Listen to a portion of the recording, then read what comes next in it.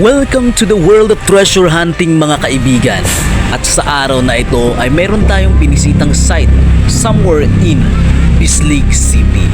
Hindi kalayuan mula sa terminal ng bus sa mismong Bislig City. Okay, kapatagan yung site niya, maya-maya ay makikita ninyo yung magandang views sa Bislig City. Hindi matao pero talagang na-amaze ako. Siguro nagkataon lang na wala masyadong tao unlike dito sa San Francisco o kung saan man dito. At positive po yung site niya at dito nagpatuloy yung biyahe. Ayan. So maya-maya ay bumaba na ako sa terminal ng bus sa Bislig City.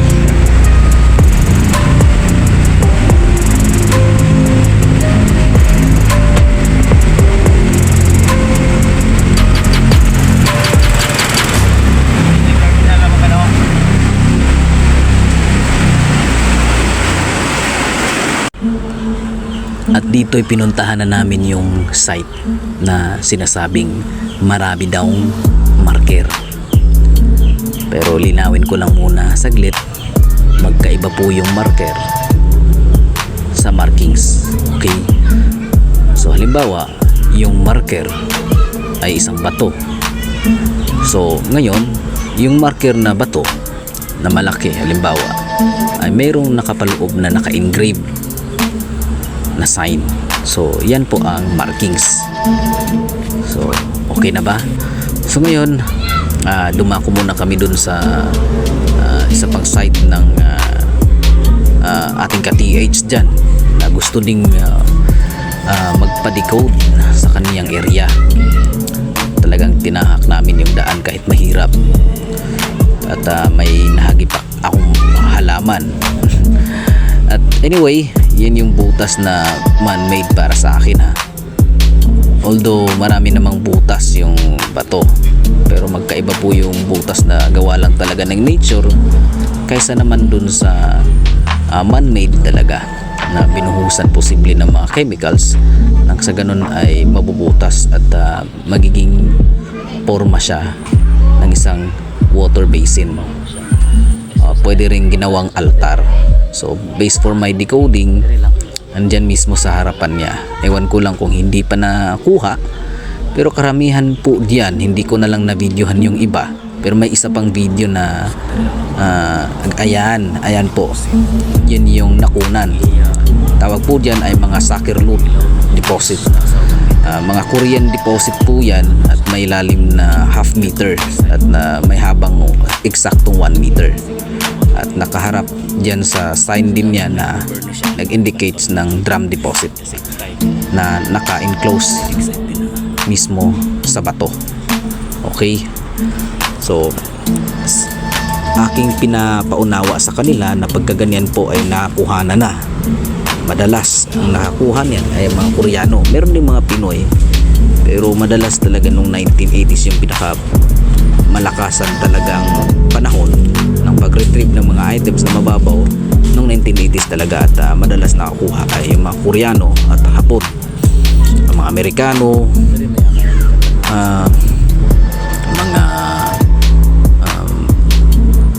mga Germany, mga taong labas na talaga sa ating bansa.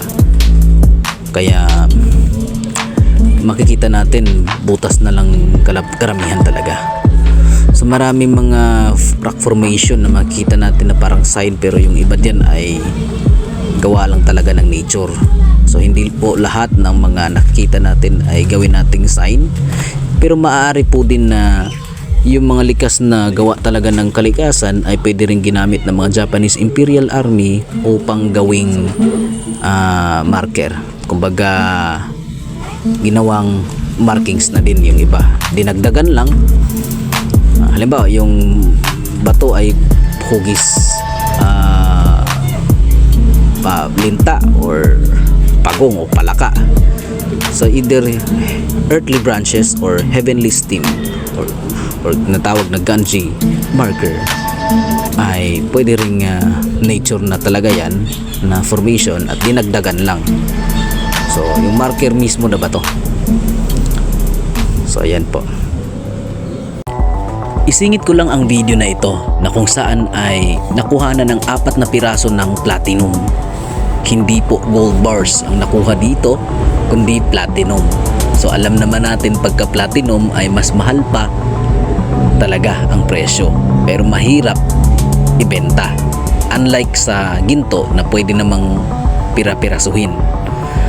So ito yung example ng sucker lode deposit or rock enclosed treasures na nasa bato mismo or nasa palanas.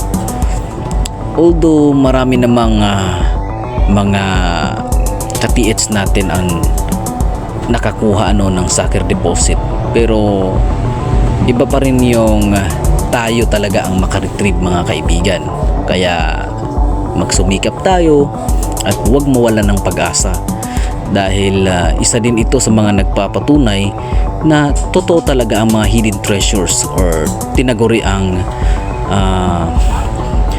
the Golden Lily Operation or Kinnuyori na binansagan din sa pangalan ni Tomoyuki Yamashita na Yamashita Treasure. Pero actually hindi naman talaga lahat ng treasures ay pagmamayari ni Yamashita. Iba-iba po ang general at mga nagmamayari niya ng mga ibinaon. Subalit po, ang lahat ng yan ay ninakaw lang din talaga. Ito pa yung kanto. Explain ko lang ito yung video na na-upload ko dyan bago lang at kulang sa detalye. Ito yung pinaka buong detalye talaga para ma-explain ko sa inyo. Ito pa kanto.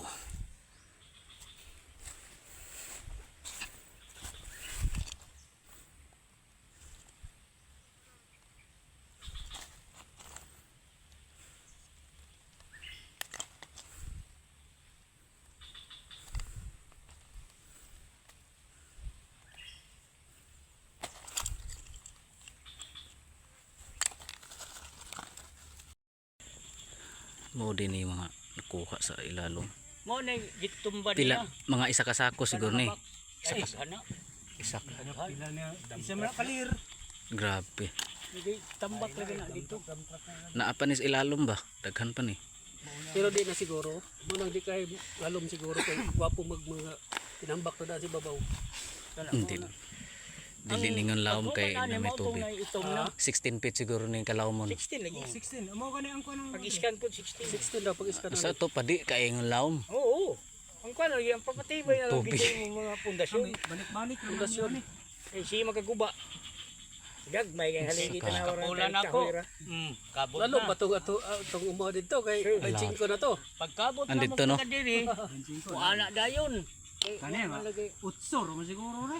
Amo dito ba 5 grabe tipay. Sako mo. Tipay pag may kuan ana. Awid.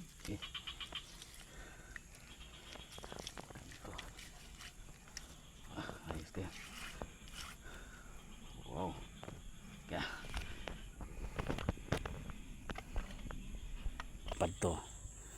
Medyo maitim siya na may pagka kulay pula. Ayan. Ito pa, mga basag na to. Pero ito talaga yung kanto niya. Ito yung kanto niya ito. Ito pa.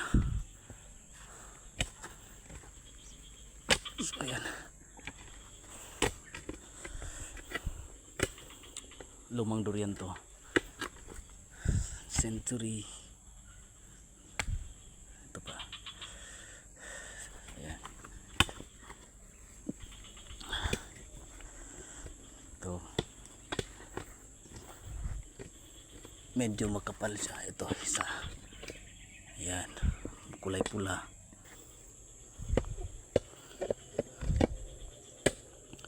Tayo natin. Naka due east. Galing din sa puno. West side yan. Naka east yung hinukay natin. So yan po. Tapos kung papansinin nyo ang durian, parang tinitwist siya, na-deform siya. Ito. Ayan. Ayan. Yan mismo. Yan, na-deform. Ayan. So ayan. Ayan po yung old langka. tinalian namin para madiretso doon sa deform na. Ayan.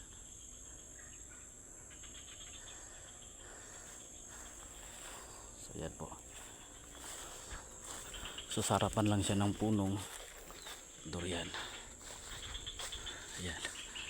Lagi din yung tamaan ng kidlat. Yan. Laging natamaan yan. Yan, puno. Papansin niyo. North south alignment yan. Galing dito. Tignan natin yung orientation niya. Yan, north south alignment. Ito papunta doon.